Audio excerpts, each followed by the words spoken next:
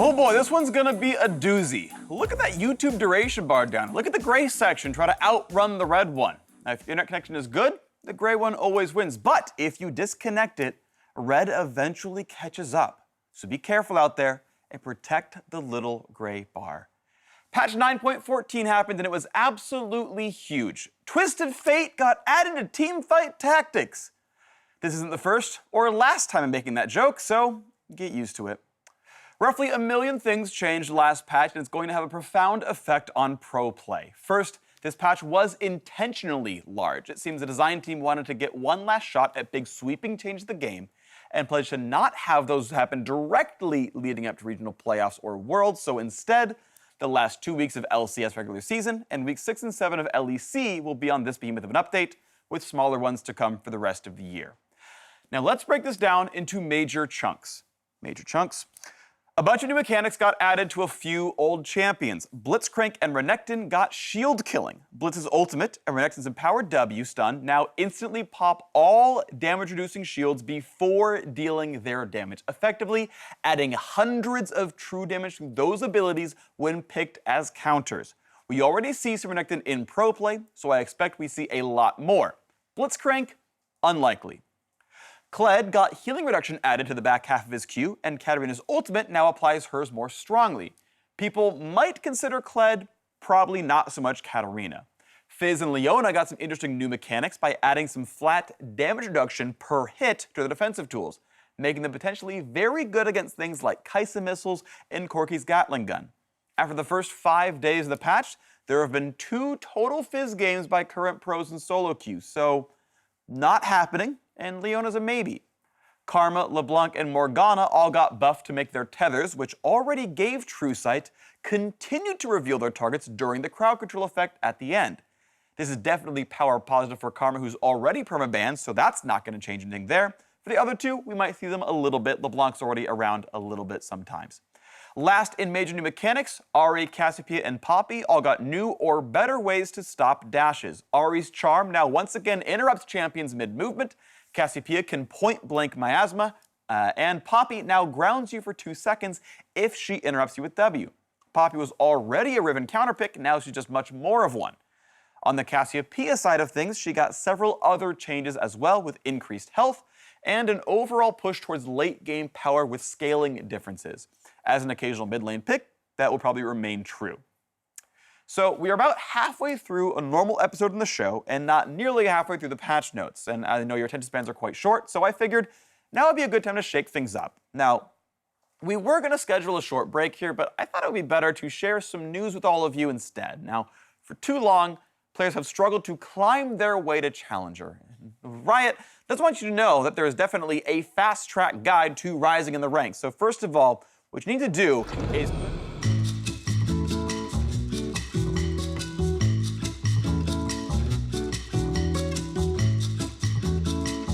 And then you sit back and rake in that sweet, sweet LP. Any questions? Before you ask yes, the dab is required. All right, let's get back into it. So Akali pulled a rise and got herself a fresh rework.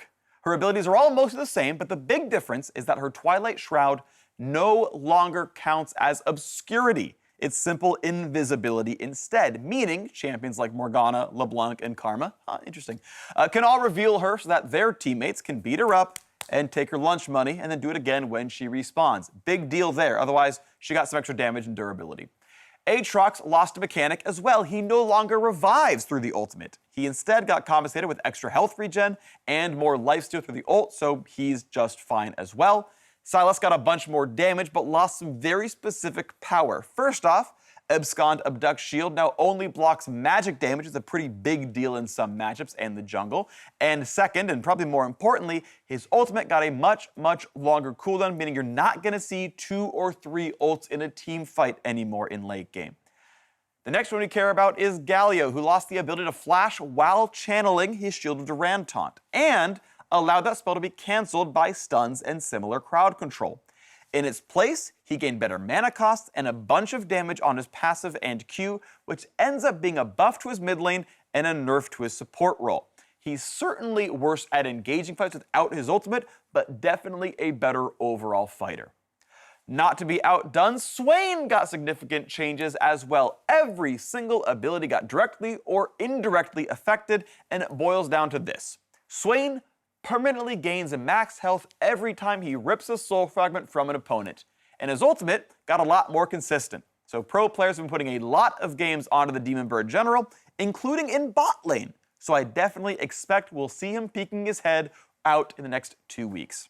Finally, at least for this section, is Tahm Kench, who got yet another massive set of overhauls. Not to be confused with overalls, which would also be massive because Tahm Kench is very big. But as for the overhauls, he no longer stacks or deals bonus damage through his passive with Tongue Lash. And if he does stun you with Tongue Lash, it destroys all 3 stacks, so he'll have to build them back up if he wants to devour you afterward. He's also got less shielding, but more regen through thick skin. Finally, his Tongue Lash's crowd control was generally buffed through a mix of cooldown, slow severity, and slow duration changes. The data I'm seeing so far appears to be close to power neutral for support and a much needed nerf for top lane, so well done there. Now, let's rattle off the rest of the changes. Alistar, Aurelion Sol, Bard, Jhin, Nidalee, Pyke, and Ryze all got buffed, and we should expect to see at least a few of those faces show up in pro play as a result, most notably Pyke and Ryze. Meanwhile, Diana, Lux, Mordekaiser, and Yuumi all got nerfed, and deservedly so. Lux's shielding nerfs were especially harsh, and teams who know how to read patch notes should ditch her entirely. The other 3, still playable. Lastly, Jace, Kennen, and Neeko all got their early game damage nerfed and their late game damage buffed, hopefully making them less of lane bullies and taken more because of their late game teamfight contributions. None of those 3 gained or lost a whole lot of power overall, but I think we'll probably see some fluctuations in pick and ban as a result, and I'm going to say it's Jace coming out ahead and the other 2 coming out a bit behind. Okay, this leads us now to our last section of this show, which is this patch's pro play predictions. That's 4 peaks in a row. Keep up. Karma is not going anywhere and will remain the queen of League of Legends, especially now that her handmaidens Lux and Yuumi won't be as good. We still likely see Yuumi and Tahm Kench, though, as the next most popular supports. Sivir has remained a top 2 bot lane pick, with a lot of really healthy diversity all around. Jhin might be joining the party as well, which is pretty exciting. One thing I'd like to note is that Sona is almost exclusively a North American pick, with very little interest in Europe and absolutely none in the LPL. I was right about Sejuani and Sylas in the jungle, and that will remain true. I mean, both parts, me being right and Sejuani and Sylas being popular junglers. Mid lane might see Cassiopeia, Ryze, and Akali added to the champion pools. Otherwise, Azir, Aurelia, Jace, and Corki are also going to stay premier picks. And top lane is likely unchanged, with Jace, Aurelia, and Aatrox all taking a lot of the spotlight as above. We might see Ryze and Akali more as well, because those buffs certainly matter. At the same time, Kennen and Neeko's early lane bullying going down means their presence will diminish somewhat. And that's it! We did it! We made it through the big one. Now remember what I told you, stick to the guide, and I'll see you in Challenger. I mean, or don't. I'm not your dad.